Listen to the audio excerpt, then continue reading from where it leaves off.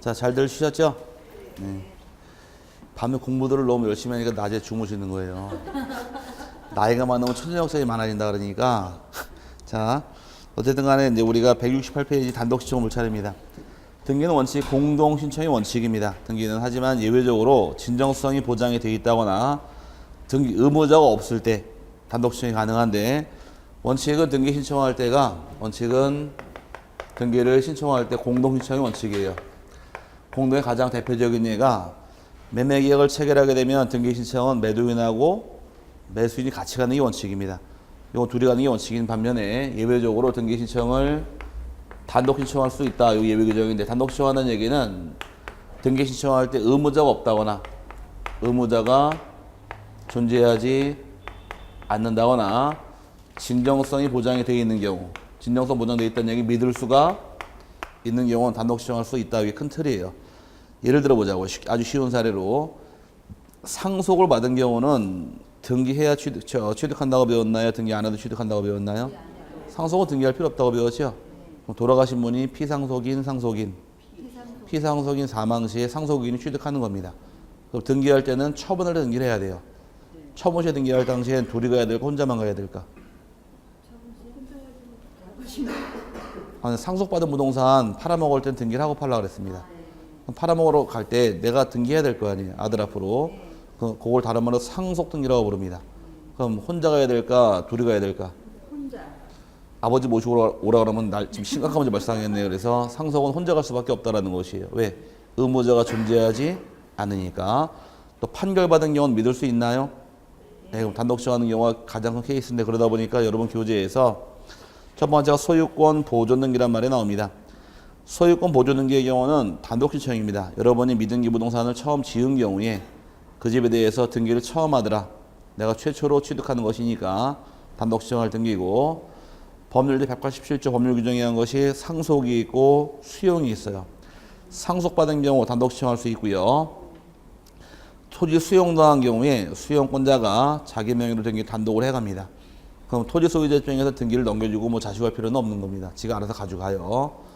그 다음에 판결이란 말이 나오는데, 판결이 중요한 것이에요. 판결 제목만 나와 있는데, 판결을 받은 경우는 단독 신청할 수 있더라. 시험에 내대로 판결이 잘 나옵니다. 판결을 받은 경우는 단독 신청할 때 책에 있는 데까지만 설명을 드릴게요. 원칙은 판결을 받은 경우는 단독 신청할 때 이행 판결을 원칙으로 갑니다. 이행 판결의 원칙이 돼. 예외적으로 형성 판결에 해당하는 경우도 단독 신청하는 예외 규정이 만들어지는 예외 규정이에요. 이행 판결이라는 것이 나중에 참 많이 써먹고 중요한 용어인데, 이행 판결은 한번 따져보자고요. 사례 가지고 요 집에 대해서 갑하고 을하고 둘이서 매매 계약을 체결을 합니다. 이제 앞으로 사례가 굉장히 많이 나와요. 매매 계약을 체결하게 되면 매매 계약은 등기 신청할 때 매도인하고 매수인이 등기 신청을 같이 가게 돼 있어요. 갑과 을이 같이 갑니다. 둘이 가는 게 원칙인데, 얘가 매도인이 있고 매수인이 있을 경우에 매매 대금을 다 지불을 했는데, 잘 들으셔야 돼요. 대금을 지불하게 되면 같이 등기하러 가면 되겠죠. 근데 문제는 돈 다 받은 매도인이 등기를 넘겨주지 않을 경우, 돈 다 받고 등기 넘겨주지 않는 갑은 착한 니은, 나쁜 니은? 예? 여자예요, 여자. 나쁜 니은이죠? 그럼 얘가 등기 넘겨주지 않을 경우는 혼자 갈 수 없겠네요. 그럼 돈 줬으니까 등기를 가져오라고 매수인이 소송을 제기합니다. 등기 가져오라고. 소송을 제기했을 경우에 대금 지불한 사실이 있고 등기 못 받은 게 있는 경우에 소송에서 이기겠네요. 그럼 이긴 경우에 등기 신청을 판결을 받은 경우는 아직 다른 어려운 말 집어넣지 않을게요. 등기를 혼자서 단독 신청할 수도 있다는 점이에요. 상대방이 등기 안 넘겨주니까 등기를 가져오라고 소송을 제기한 경우 이기면 혼자 갈 수도 있다. 여기 첫 번째 내용이고, 반대로 매매 대금을 다 지불을 했어요. 대금을 다 지불한 다음에 거꾸로 매수인이 돈 주고 등기를 가져가질 않더라요. 돈 주고 등기 안 가져가는 매수인은 똑똑한 니은, 바보 같은 니은? 본인 얘기하지 마시고. 자, 을을 제기를 하세요. 똑똑하다, 바보 같다? 아, 똑똑한 거예요. 똑똑한 거죠. 잔금 치른 날짜가 5월 20일이에요. 며칠이라고요? 5월 20일. 며칠을 넘기려고? 6월 1일. 6월 1일 넘기려고 지금 잔머리 굴리는 겁니다, 지금. 6월 1일이 무슨 날짜? 재산세 과세 기준일. 6월 1일 현재 사실상 소유자가 1년치 재산세를 납부할 의무가 발생이 돼요. 그걸 넘기려고 지금 안 가지고 가고 있는 거예요. 머리 좋아요, 나빠요? 머리 좋죠? 이제 감이 왔어요. 그럴 경우에 등기를 가져가라고 매도 요인이 거꾸로 소송을 제기해요. 이 소송은 가져와라, 가져가라. 가져가라. 등기 인수해소입니다. 가져가라고. 그럼 얘가 가져가라 소송이니까 질 일이 없겠네요. 오케이? 그러면 소송에서 승소한 갑이 등기 신청을 단독 신청할 수도 있겠네요. 이건 누가 하는 거? 승소한 의뢰하는 것이고. 그럼 승소한 의뢰했다는 얘기는 가져와라, 가져가라. 요거는 가져와라 소송이고, 요거는 가져가라 소송이에요. 그럼 얘가 승소 단독 신청할 수도 있다. 이렇게 두 개 만들어 놨는데, 그럼 지금 요 사례에서 갑과 을이 소송을 제기해서 단독 신청하죠? 승소한 을이 혼자 신청할 수도 있고, 승소한 갑이 혼자 신청할 수도 있더라. 이때 여기 중요한 질문. 그럼 여기서 등기 원인이 뭘까? 등기 원인은 판결이 원인일까? 매매가 원인일까? 괜찮아요. 하나, 둘, 셋. 판결, 매매 그러면은 대답은 해야겠지. 잘 모르겠지 그러니까 자기도 모르게 판매 그러지 마시고 판결이에요, 매매예요? 매매죠, 원인은. 을에게 등기할 게 발생한 건 언제, 왜 발생한 거예요? 매매 계약 때 발생한 겁니다. 그럼 판결을 왜 받았을까? 판결 받은 이유는 둘 중에 한 명이 등기를 이행하지 않으니까 혼자 가려고 받은 판결, 이 판결을 이행 판결이라고 부르는 거예요. 오케이? 그럼 이제 매매 계약을 체결한 다음에 내가 대금을 다 줬는데 상대방이 등기를 넘겨주지 않을 경우는 등기를 빨리 이행하라고 소송을 제기하는 겁니다. 이 소송을 다른 말로 이행 판결이라고 불러서 이행 판결의 경우는 당연히 상대방이 이행하지 않으니까 승소 판결 받은 단독 신청할 수가 있다라고 말이 만들어지는 것이에요. 반면에 교재에서 그래서 판결은 뭐라고 써 있고 이행 판결 써 있죠. 그게 원칙이에요.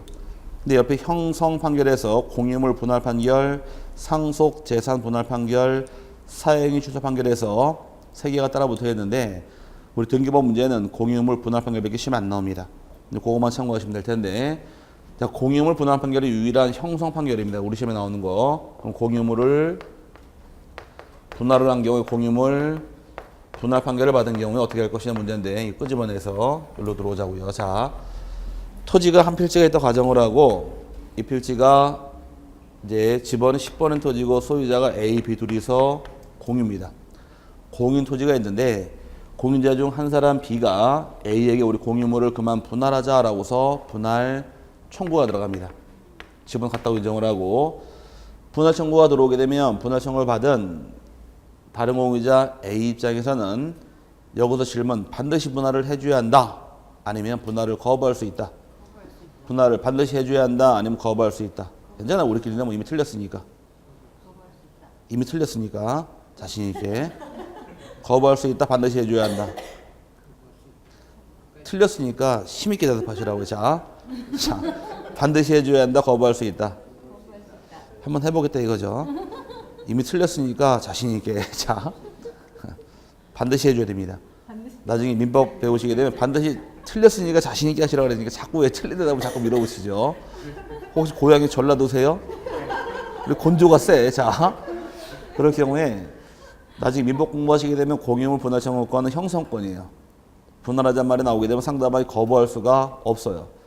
민법을 공부하시게 되면 형성권, 청구권 둘로 구별하는데 어떤 일방이 상대방에게 권리 행사한 경우 그 권리 행사에 대해서 거부할 수 있으면 형성권이고 청구권이고 거부할 수 없으면 형성권이 되어버리는 거예요. 이건 형성권입니다.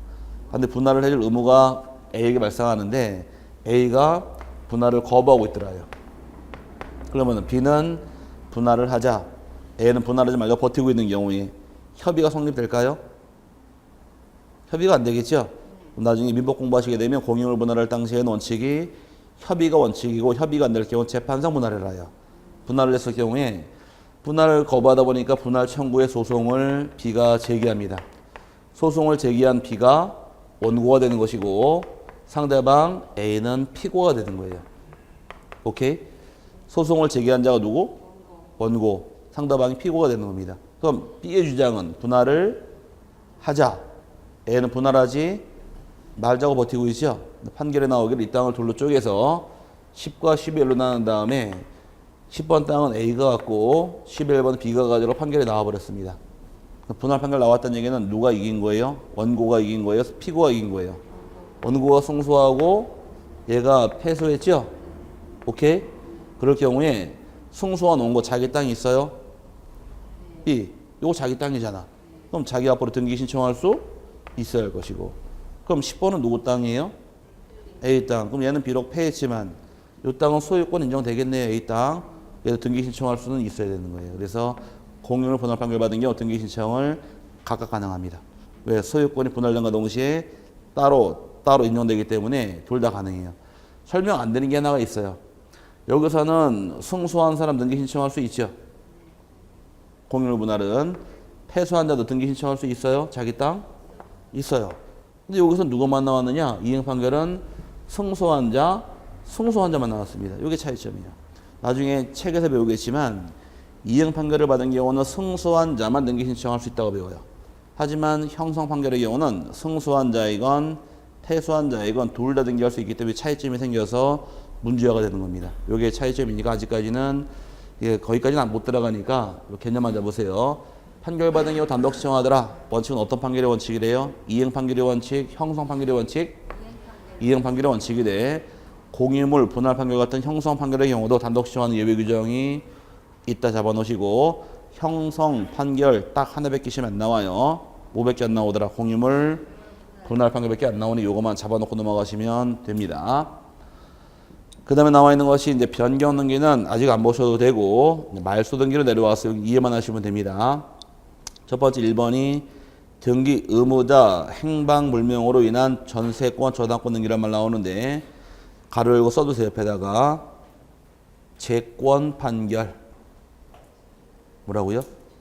재권 판결을 받아야 돼요. 재권 판결이란 말은 권리를 제거하는 판결, 거꾸로 이해해서 재권 판결 그럽니다.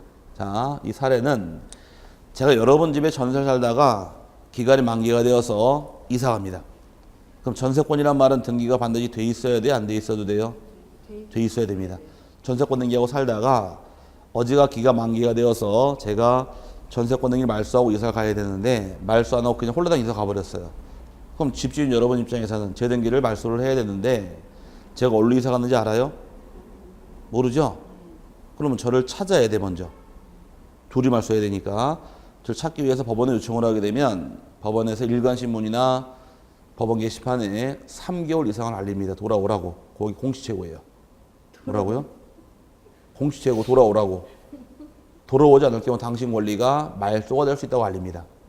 그 신문보다 돌아올까요? 돌아올 수도 있지 왜 아니라고 그래요. 자, 나를 찾네. 내가 올 수도 있다는 점이에요. 오면 둘이 가서 말소하면 되는 것이고 3개월이 경과하도록 제가 돌아오지 않더라. 그럼 이제 제가 돌아오지 않는 이유 가지고 내용을 알린 겁니다. 저에게. 그 다음에 제 전세권을 소멸시키는 판결을 받으셔야 돼요. 그 판결이 재권 판결이에요. 판결까지 받아야지만 등기를 말소할 수가 있는 겁니다. 타인의 권리를 말소하는 것이 여기 만만한 게 아니에요. 제가 옛날에 군대 생활할 당시에 재미없는 얘기인데 군대 얘기가 짝대기 2개 달고서 전 휴전선 안에서 근무했거든요. 근무할 당시에 저한테 소송이 날라와서 소장이 날라와서 휴가를 보내주는 말 일주일 동안 휴가 나온 적이 있었는데 예전에 아주 옛날에 저희 할아버지가 돈을 빌려주시면서 가등기를 담보하고서 돈 빌려준 게 있더라고요. 가등기하고 돈 빌려준 거 옛날에 많이들 했으니까. 근데 할아버지 돌아가시고 그 가등기가 30년 넘었으니까 그 후손들이 그 가등기를 말소하려고서 소송을 제기했어요. 근데 저희 할아버지 돌아가셨으니까 상속인인 저에게 소송이 날라온 겁니다. 아버지께 돌아가셨으니까. 그래서 근데 군대에서 군인들이 볼 때는 갑자기 법원에서 판결을 보니까 띵 놀랬잖아요. 그래서 너 빨리 집에 가. 그래서 일주일 동안 휴가 줘가지고 나온 적이 있었는데 그래서 나중에 친구 찾아가다 물어봤더니만 하는 말이 야 이거 30년 넘었으니까 끝났잖아 그러더라고. 혹시나 찾을 길이 없어 그러니까 안 돼 이거 그냥 법원에 가지 마 그러더라고. 그냥 일주일 동안 쉬다 집에 가래 들어가래. 그래서 알았다고 일주일 동안 휴가 나가서 신나게 놀다가 부대 복귀해가지고서 중대장이 저에게 하는 말 소송 어떻게 됐냐?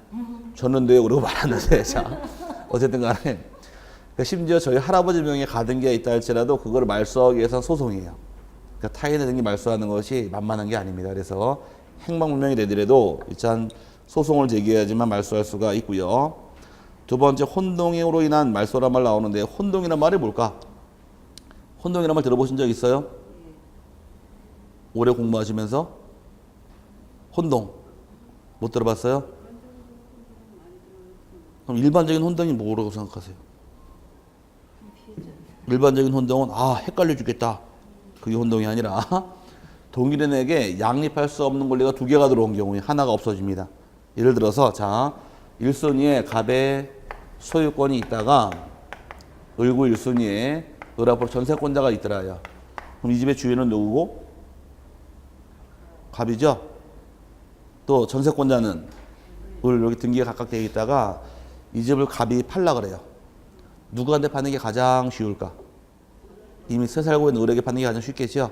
이미 살고 있으니까 이사 왔다 갔다 할 필요 없고 매매대금 차액만 해결하면 되니까 네가 살래 그러니까 집을 사겠대요. 그래서 이 순위로 을 앞으로 소유권 이전 등기를 해버립니다. 이제 문제가 발생했어요. 을에게는 기존에 어떤 권리가 있었고 전세권이 있죠. 또 소유권 취득해버렸네요. 을에게는 전세권도 있고 소유권도 있더라요. 어떤 문제가 발생했느냐? 지 집에 지가 새 살아요. 이해 갔어요? 이 이치가 맞아요, 안 맞아요? 안 맞으니까 한 사람에게 양립할 수 없는 권리가 두 개가 들어오게 되면 하나가 자동으로 소멸합니다. 얘는 무조건 죽게 돼 있어요. 이 소멸하는 걸 뭐라고 부르는 얘를 혼동이라고 부르는 거예요. 법률 용어로 혼동이란 것은 한 사람에게 양립할 수 없는 권리가 두 개가 들어왔을 때 그 중에 하나가 소멸하는 것을 뭐라고 부르더라? 혼동이라고 부릅니다. 그러면 자, 을의 집 주인이죠? 등기부상.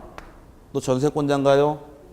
그럼 지 집에 지가 세달 수 없으니까 얘는 죽은 사실을 을 스스로 알고 있다 모르고 있다? 아니 알잖아. 자기 집에 세달 수 없으니까. 같은 사람이잖아요. 오케이? 그럼 요걸 나중에 말소할 당시에는 이때는 을이 단독으로 말소할 수가 있다가 됩니다. 요거는 헷갈리면 안 돼요. 혼동은 어떻게 말소한다고요? 단독 신청할 등입니다. 말소할 때. 근데 나중에 이제 공부가 많이 되시면 민법 공부할 때 이제 혼돈이 오기 시작을 해요. 혼동은 당연히 소멸합니다. 등기 안 해도 죽어요. 그럼 나중에 말소할 때 어떻게 말소합니까? 물어보게 되면 혼동은 당연히 소멸하니까 등기관의 직권으로 말소하겠지요. 틀린 말인데 직권 말소가 아니라 단독 신청할 등기예요. 오케이? 예? 네, 그리고 퐁당 빠지지 마시라고. 혼동은 어떻게 말소한다고요? 단독 신청할 등기입니다. 직권 말소할 등기 아니에요. 나중에 한 3월 달쯤 가서 혼동 어떻게 말소합니까? 물어보면 뭐라고 말씀하실까? 대부분이 다 직권 말소합니다. 이 말이 튀어나와요. 왜? 당연히 소멸하니까 이 말에 따라 붙는데 혼동은 단독입니다. 그 다음에 세 번째가 가등기 말소. 가등기 말소할 당시에는 원칙은 공동의 원칙입니다. 공동의 원칙인 것이고 예비 규정 두 개가 따라 붙어 있는데 하나 예를 들어 보자고요. 자, 제가 남편, 여편 되게 좋아한다. 자, 남편하고 여편이 있다는 가정하에 여편이 중개사 공부를 한대요. 그래서 제가 합격을 하면은 집을 주기로 가등기를 했습니다. 여기까지 갔어요. 가등기 한 상태 시험 보기 전에 제가 시름에 푹 빠져 있다 보니까 우리 여편께서 하시는 말씀이 저에게 너 왜 우니? 그래서 집 뺏길까 봐 온다 그러니까 더러워서 안 간다고 가등기를 스스로 말소할 수도 있다는 점이에요. 이게 첫 번째입니다. 가등기 권리자가 스스로 혼자 말소할 수도 있다. 가등기 포기하면서. 그건 뭐 기본 개념이고 밑에 것이 24회 때 기출 문제인데 유일하게 이해한개인이 말소할 수 있는 딱 하나의 등기가 있어요. 그 딱 하나가 바로 가등기예요. 소유권이건 전세권이건 저당권이건 어떠한 권리도 이해한개인이 말소할 수는 없게 돼 있지만 가등기만큼만은 이해한개인이 가등기 권리자의 승낙서만 첨부를 하게 되면 단독으로 말소할 수가 있는 예외가 만들어집니다. 딱 하나밖에 없어요. 그래서 문제가 만들어질 경우에 다음 중 이해한개인이 말소할 수 있는 등기는 물어보면 답은 딱 하나입니다. 뭐 가등기밖에 없어요. 그거 하나가 특이한 점이다 보니까 그거를 24회 때인가 기출을 해서 한 문제 출제한 적이 있습니다. 그 다음에 마지막 네 번째가 등기된 권리가 어떤 데 사망으로 소멸한 경우 둘이 말소를 하러 갈 등기가 있는데 죽어버렸대요. 죽은 자 같이 갈 수 없으니 혼자 가서 말소할 수도 있기 때문에 나오는데 주로 나오는 것은 여기입니다. 나중에 다 중요한 게 아니라 이게 참 중요한 게 판결이에요. 판결은 시험을 참 많이 내기 때문에 나중에 판결 부분은 정리를 하게 되면 아마 이만큼 정리를 해야 될 거예요. 판결은. 그래야지만 정리가 끝나요. 이만큼만 정리를 하게 되면 판결은 문제에 나오는 정해져 있다 보니까 그 부분 잡아내시면 됩니다. 자, 그 다음에 또 중요한 건 밑에 멸실 등기, 그 다음에 규약성 공유 부분 가등기는 안 보셔도 됩니다. 나중에 책에서 볼 때 저절로 공부가 될 부분이고 이 파트 가장 중요한 것은 판결입니다. 그 다음에 신청 적격이란 말이 따라보는데 등기 신청할 자격이 있느냐 물어보는 건 적격이에요. 적격은 등기 신청할 수 있는 지위나 자격을 적격 그러는데 먼저 푸른 다음에 봐드릴게요.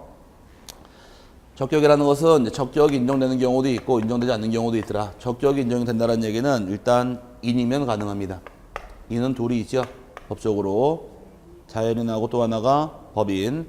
그럼 자연인도 등기 신청할 수 있고 법인도 등기 신청할 수가 있습니다. 자연인의 경우는 내국인이건 외국인이건 등기 신청은 둘 다 허용을 합니다. 단 외국인이 등기 신청을 하려면 국가 간의 조약이 터져야 돼요. 조약이 터져야지만 서로 등기라는 거지 조약이 터지기 전까지는 등기할 수가 없다요. 가장 대표적인 나라가 중화인민공화국.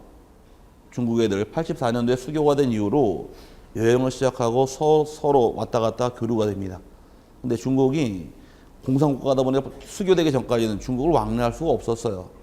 그 당시에 중국의 땅 살 수도 없었고 중국의 우리나라 땅 살 수도 없었습니다. 수교가 터진 다음부터 이제 땅을 사고 팔고 서로 자유롭게 할 수가 있어요. 심지어 제주도의 땅에 여유대 몇 배 면적을 다 중국에 샀다 그러죠. 그래서 지금 중국에 하는 말이 그러더라고. 지금 돈 벌고 싶으면 제주도가 땅을 사서 중국에도 팔아먹으라 그러더라고. 집 져가지고 그러면은 그 시세에 뭐 몇 배를 받는다고 얘기를 하는데 팔아먹다가는 진짜 중국이 줘야 될 것 같아. 나중에 제주도가 중국 땅 될 것 같아 느낌에. 그만큼 많이 자본이 많이 들어왔다 그러던데 유일하게 우리나라만 차이나타운이 없죠. 그게 차이나타운이에요? 뒷골목이지? 외국 차이나타운 같은 데 가면 어때요? 의리가 번쩍번쩍하지 않나요? 우리나라만 유일하게 차이나타운이 발달을 안 했어요. 왠지 아세요? 중국 애들은 의심이 많아요. 60년대, 50년 당시에 우리나라에서 인천에서 장사를 많이 했습니다. 해서 돈을 많이 벌었어요, 중국 애들이. 근데 얘네들 은행을 못 믿어요. 은행 망하면 돈 다 날아가니까. 그래서 땅바닥에다 항아리에 땅을 다 묻어놨습니다, 돈을. 걔는 성향이 그래요.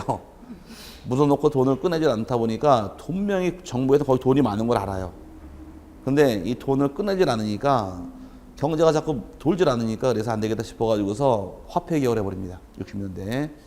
화폐 개혁을 딱 해버려요. 돈을 메고 왔는데 이 돈 출처가 확인이 안 됐으면 안 바꿔줬어요. 땅속에 파묻은 돈 어깨 메고 와서 바꿔달라 그러니까 화폐 개혁한 다음에 너 이거 어디서 난 거야? 벌어서 이제 갖고 있는 건데요. 세금 냈어? 안 냈잖아요. 안 바꿔줬어요. 그래서 2번을 당합니다. 중국 애들이. 그래서 열받아가지고서 한국에 들어서 안 산다 그러고서 다 어디로 도망가느냐. 한국의 화교들이 그 당시에 캐나다로 이민을 다 가버렸어요. 그래서 캐나다 가가지고 거짓말할까 그러면 진짜. 그래서 캐나다 가가지고 화교한테 가가지고 한국 사람 중에 별로 안 좋아해요. 당한 게 있으니까. 그래서 화교를 정책적으로 막았습니다. 차이나타운 번성을 막기 위해서. 그걸 안 막은 나라가 어디예요? 막을 수 없는 나라가 동남아시아 쪽 가게 되면 대부분 자본은 화교가 다 쥐고 있어요.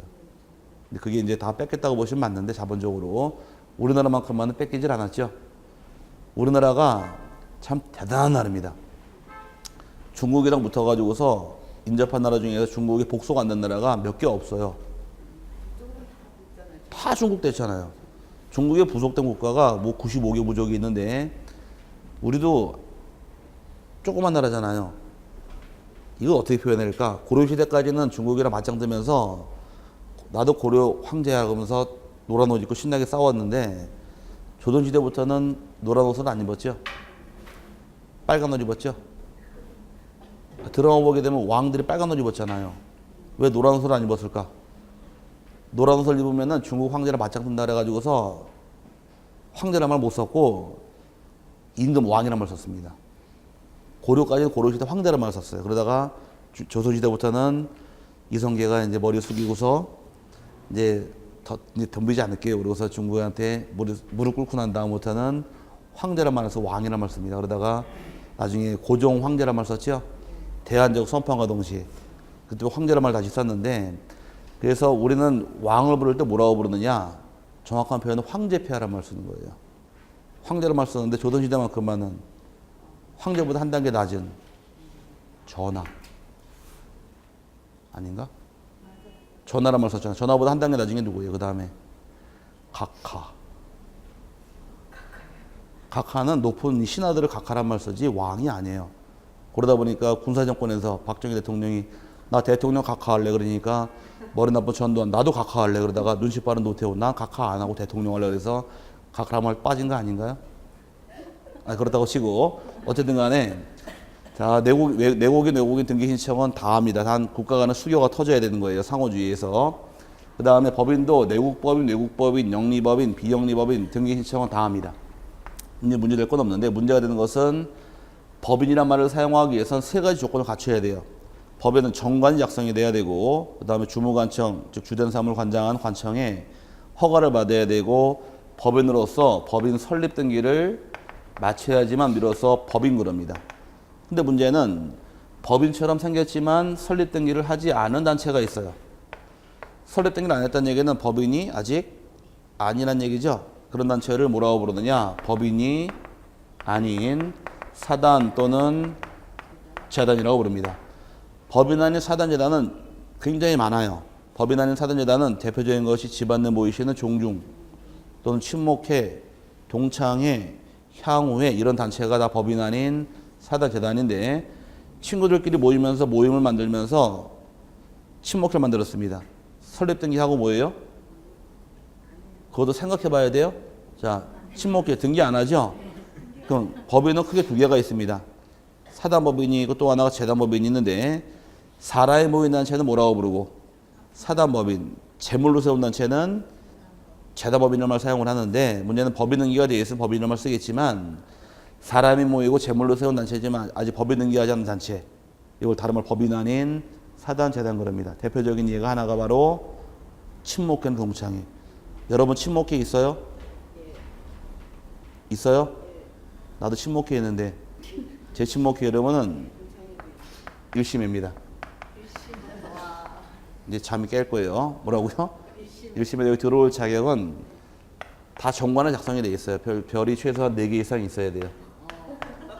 무섭죠? 별 4개 있어야 되고 월 회비는 20만 원씩 징수가 들어옵니다. 많이 걷나요? 돈이 없는 경우 물납도 허용을 해요. 금반지 한 동까지는 받아줘요. 돈이 없으면. 그 다음에 마지막 애완동물을 한 마리씩 필히 키워야 돼요. 애완동물은 등에도 용을 한 마리 키우든 호랑이를 키우든 정하는 허벅지 붕어라도 한 마리 키워야 들어올 자격이 생기는 단체가 우리 일심입니다. 이제 잠이 깰 거예요. 자, 어디 등을 보여드려? 가슴을 보여드려? 자, 이런 단체의 회원이 전데 우리가 돈을 걷어가지고 지금 농담하는 거 아니에요. 이걸로 이해하셔야 돼요. 나중에 공부할 때. 그래 이해가 빨리 들어와요. 그럼 돈을 걷어가지고 건물을 사게 되면 이 건물의 주인이 누구나요? 만약에 일심의 대표가 저일 경우에 제 건물이에요? 일심의 건물이에요? 일심의 건물이죠? 그럼 등기는 일심의 명의로 등기 신청할 수가 있다요. 그 명의는 누구 명의고? 일심이 앞으로 등기를 하는데 일심의 회원들이 많잖아요. 그럼 떼거지로 몰려면 정신없으니까 신청은 한 사람만 알아요. 신청은 대표자가 신청만 하는 겁니다. 그럼 집은 누가 사고? 일심회가 사고 신청은 누가 하실 것? 대표자가 하더라. 요 사례만 기억하시면 돼요. 그럼 법인 아닌 사단, 재단 등기 신청할 수 있다 없다? 있다. 근데 있다인데 누구 명의로? 사단, 재단 명의로 등기를 하긴 하되 신청은 누가 하실 것? 대표자가 하는 겁니다. 요거는 사례로 기억하셔야 돼요. 가입하신 친목회죠? 네, 뭐 친목회도 마찬가지고 그 모임 등기할 수가 있다요. 그럼 신청은 누가 오실 거? 다 오지 말고 한 사람만 알아요. 한 사람만. 그 한 사람의 대표자가 신청할 자격이 생기는 겁니다. 그래서 참 중요한 말은 이걸 내고 들어와요. 법인 요거 시험에서. 법인 아닌 사단, 재단 등기 신청할 수 있대요? 없대요? 있습니다. 신청은 누가 하실 것? 대표자나 관리냐이기 때문에 여러분 교재에서 자연인 등기 신청할 수 있고 국가와 지자체, 외국정부, 법인 다 등기합니다. 다시 풀어드릴 게 있고요. 비법인, 사단, 재단 등기 신청할 수가 있더라요. 사찰, 종중, 어촌 등기 다 등기합니다. 책은 없지만 뭐 종중 땅도 가능하고 친목회, 동창회, 향후회 다 가능하고요. 특별법상 조합해서 농협동조합 등기합니다. 농협은 법인이에요. 등기할 수 있고 아파트 입주자 대표회의 이게 바로 법인 안에 사단의 하나의 모양새가 되고 기성회, 친목회가 될 것이며 주무관청으로 인가를 취소하거나 주택조합 등기할 수 있는데 이건 다 외우는 게 아니라 반대로 오른쪽에 등기 못하는 거 1번, 2번, 3번, 4번까지만 기억하시고 나머지 부분은 풀어드릴게요. 자, 여기 등기 신청할 수 있는 부분이다 이렇게 잡아놓으시되 반대로 적격을 인정하지 않는 경우가 있게 됩니다. 적격을 인정 안 한다는 얘기는 등기 신청할 자격이 없다라는 것이에요. 크게 4명을 지칭을 하는데 첫 번째가 뱃속에 있는 태아 등기할 수 없다요. 뱃속에는 아기, 걔를 뭐라고 불러요? 복중의 아기를 태아라고 부르죠. 태아는 사람일까 아닐까? 태아는 사람이다 아니다. 괜찮아요. 우리끼리인데 뭐 틀리면 어떡하면 안 좋겠대요. 태아는 사람이다라는 것이 정설이에요. 하지만 대법원 판례에서는 태아는 사람이 아니다. 아직까지는. 그러다 보니까 문제가 심각해집니다. 태아는 출생하기 전까지는 판례에서는 사람이 아니다요. 태아를 사람으로 보기 시작하게 되면 법률 적용이 명백하지 않아요. 참 인간적으로 보겠지만 인간적이긴 하지만 법의 적용이 명확성이 떨어지다 보니까 판례는 거부합니다. 출생해야 사람이다요. 그럼 뱃속에 있는 동안에는 사람으로 보지 않겠다가 판례 입장이에요. 만약에 인간적이 되어서 만약에 뱃속의 아기를 사람으로 본다라고 가정하게 되면 언제부터 사람을 볼 것이냐 이 문제가 발생하는 겁니다. 뱃속의 아기 사람을 본다는 얘기는 결혼한 날? 신혼여행 간 날? 그것도 애매하죠. 산모가 애 가진 거 아는 날? 그럼 그것도 괜찮겠다. 몸에 반응이 오니까. 근데 이 미련 곰땡이들은 모르더라고. 그래서 옛날에 세상에 이런 일이 해서 경북 성주가 한번 나왔어요. 성주에 이 아줌마 한 분이 갑자기 배가 너무너무 아파가지고서 병원에 딱 갔더니만은 3일 후에 애 나온대. 3일 후에 애가 나온대요. 그죠? 그러니까 이 곰땡이가 애 가진 사실을 몰라 3일 전까지 몰랐던 거예요. 그러니까 이게 문제 애매하다 보니까 법 적용이 명확하지 않아서 법에서는 출생하기 전까지는 사람으로 보지 않겠다. 태아나 등기할 수가 없는 겁니다.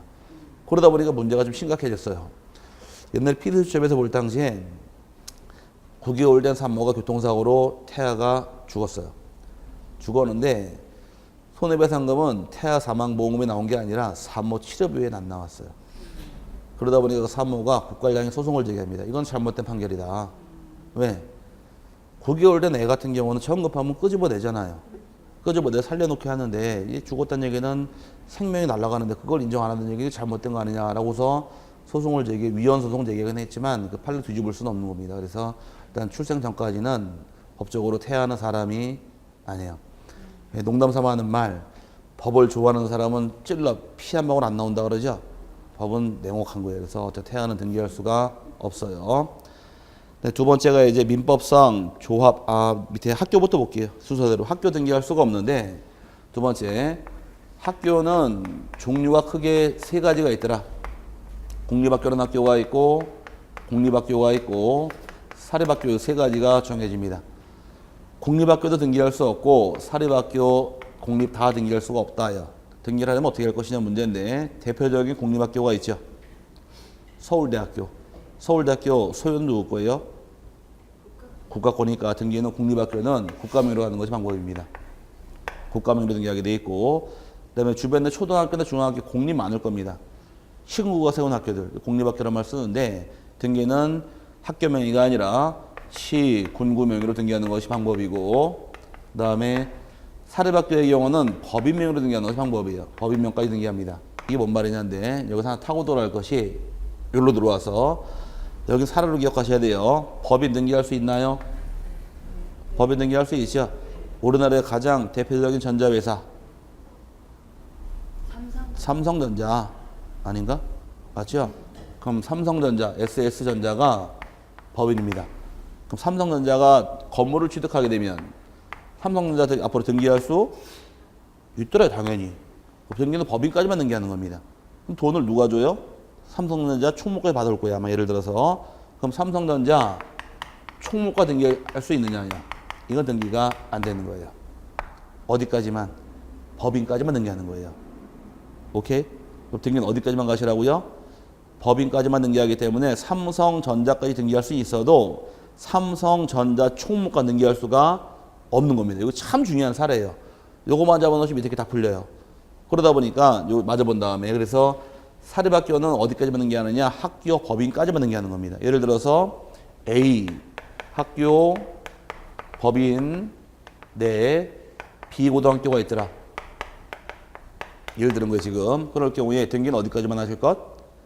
법인까지만. 그럼 A 법인까지만 등기하는 거지 학교 등기할 수 없다라는 것이에요. 이 똑같은 사례가 뭔가요? 이거 삼성전자까지만 등기해야지 총무과 등기 못하다 보시 똑같은 개념이니까 등기 법인까지만 등기하는 그 밑으로 등기할 수가 없는 겁니다. 그 다음에 이제 세 번째가 민법상 조합이 나와 있는데 민법상 조합 참 어려운 말입니다. 등기를 허용하지 않는데 민법상 조합이 무엇이냐라고 물어봐요. 과거에 이제 여기 시험에 한 서너 번 나왔는데 다음날 등기할 수 없는 것은 민법상 조합 딱 나와서 답이 찍힌 적이 있지만 답을 똑같은 걸 두 번 주질 않습니다. 최근에 나왔던 문제는 조합이 뭔지 아느냐 물어본 것이 기출 문제예요. 조합이라는 것은 우리가 알고 있는 농업협동조합 이런 조합이 아니에요. 농협은 법인인 반면에 민법이 말하는 조합이라는 건 요거는 계약입니다. 계약. 민법의 계약 배웠어요 아직? 민법의 계약법 배웠어요? 아직 안 배웠죠? 민법에는 계약이 법에 실려 있는 것이 종류가 총 14가지의 법의 계약이 실려 있어요. 가장 대표적인 계약이 매매계약. 매매계약은 팔고 사기로 약정하는 계약을 매매계약이라고 부르고 교환계약은 맞바꾸는 계약, 증여계약은 공짜로 주는 계약. 그리고 세 가지가 소유권 넘어가는 계약이에요. 매매, 교환, 증여가. 빌리는 거를 뭐라고 부르느냐? 대차라고 불러요. 뭐라고요?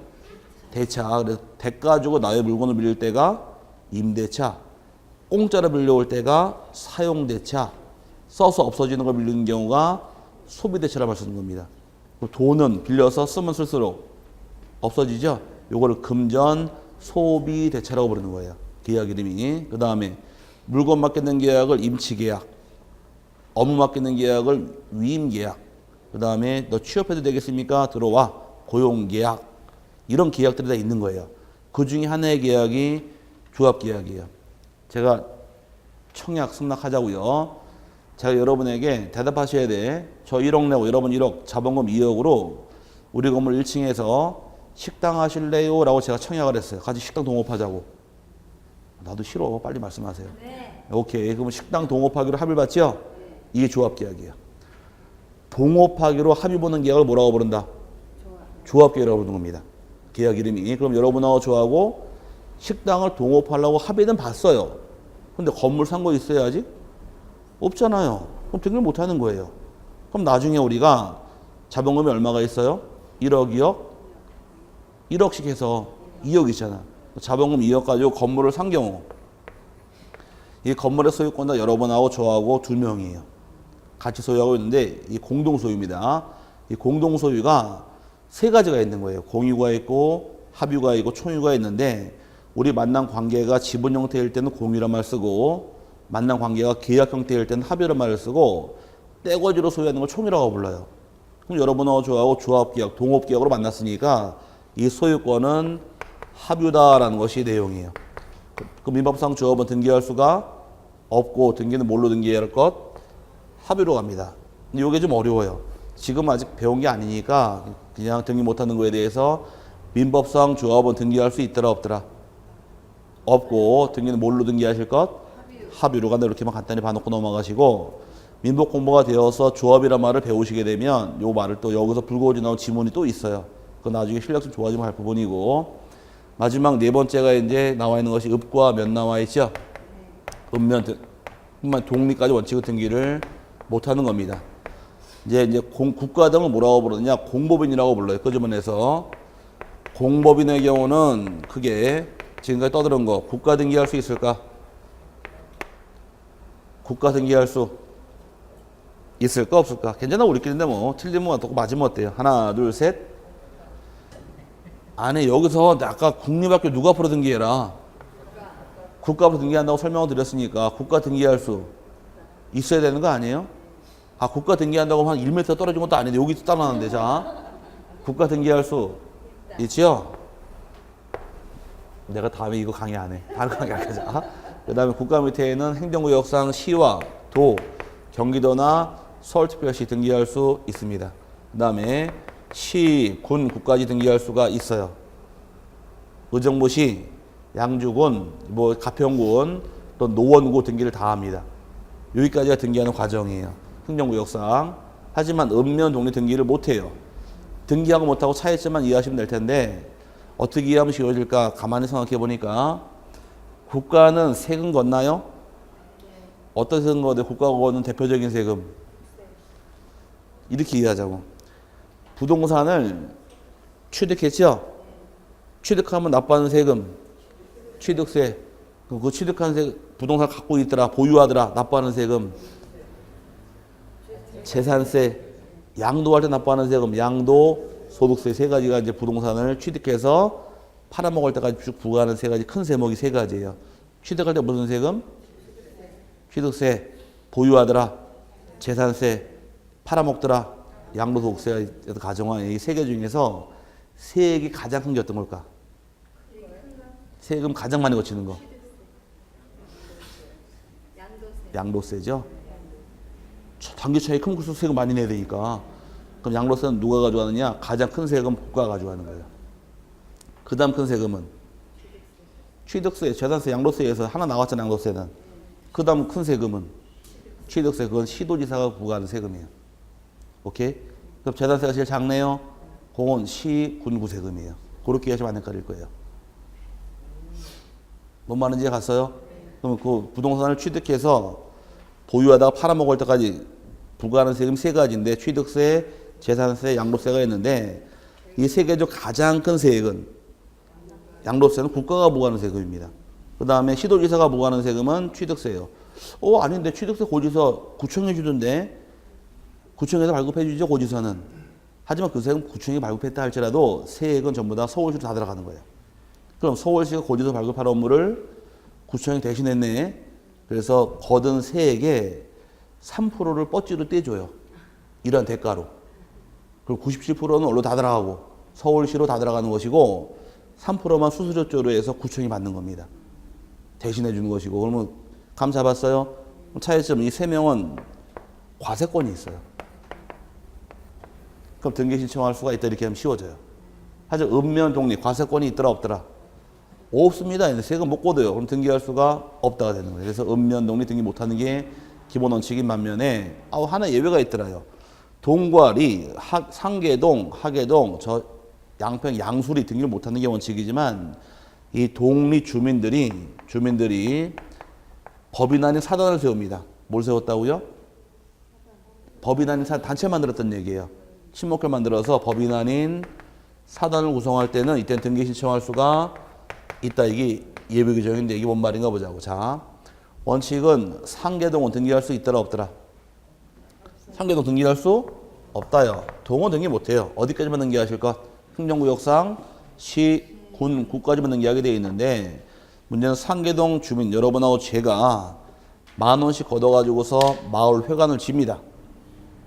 오케이? 이 마을 회관 누구 거예요? 상계동이 소유한 거예요? 주민들이 소유한 거예요? 주민들이 소유한 부동산이죠? 이 주민들이 소유한 부동산을 상계동으로 등기 신청할 수가 있다요. 여기 대법원 판례예요. 왜 그러느냐?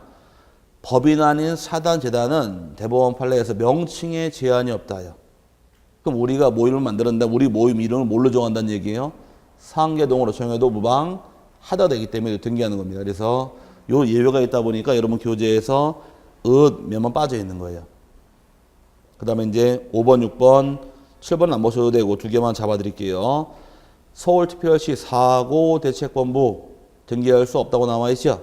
재판에서. 자, 삼성전자 등기할 수 있어요? 있죠? 그럼 삼성전자까지만 등기하더라. 삼성전자 총무과 등기할 수 없다 그랬네요. 그럼 일로 들어와서 서울특별시 등기할 수 있어요? 서울특별시까지가 법인이에요. 그럼 서울특별시 밑에 있는 부속기구인 사고대책본부 등기할 수가 없게 되는 겁니다. 법인까지만 등기하는 거예요. 여기 법인이니까. 오케이? 그 다음에 그 밑에 나와 있는 거. 대한민국 제향경우의 지부명의. 대한민국 제한 경우에까지가 사단법인이다 보니까 제한 경우에까지만 등기하는 거지 지부나 지후에 등기를 못한다는 얘기가 되는 겁니다. 그러니까 요런 말 나오면 헷갈리지 마시고 요게 참 좋은 사례예요. 법인은 어디까지만 등기하셔라? 법인까지만, 삼성전자까지만 등기하는 거지 법인 밑에 부속기구 등기하는 것이 아니다 보니까 서울특별시까지만 등기하는 거지 서울특별시 사고 대책본부 등기하는 것이 아니고 제한 경우에까지만 등기하는 거지 지부나 주에 등기할 수가 없다 이렇게 하시면 그 등기 못하게 이해가 될 겁니다. 주로 문제를 내게 되면 여기를 많이 걸어요. 많이 거는 게 요 네 가지예요 주로. 그래서 요 네 가지 위주로 강의를 하게 됩니다. 나중에 태아 등기할 수 있어요? 태아 등기할 수 없지요. 근데 또 문제가 또 발생이 돼요. 뱃속의 애기는 태아 등기 못하지만 상속은 받을 수 있다요. 그 미치겠죠? 어쨌든 간에 태아는 등기할 수 있어요? 없다고 설명드렸잖아. 그럼 태아는 상속은 받을 수 있어요. 그러면 얘가 뱃속에 애가 상속받았을 때 어떻게 등기해야 되네? 거기까지 알려줘야 돼. 판례가. 그건 나중에 배우실 테니까 일단은 태아는 등기할 수 없다까지만 3번을 하고 넘어가시길 바라고요. 이쪽이 참 중요한 파트입니다. 그래서 시간을 많이 잡아먹는 거예요 지금 여기가. 그 다음에 오른쪽에 등기 의무자 권리자 여기도 굉장히 중요해요. 근데 시간 다 됐기 때문에 또 10분 동안 쉬시고서 권리자 문제 요거는 잘 잡아놓으면은 우리 시험 볼 때까지 1년 동안 써먹을 내용이에요. 이게 잘 돼 있으면 내용이 쉬워지고 안 돼 있으면 어려워집니다. 10분 동안 쉬시고 와서 머리 식히시고 다시 또 보도록 하죠.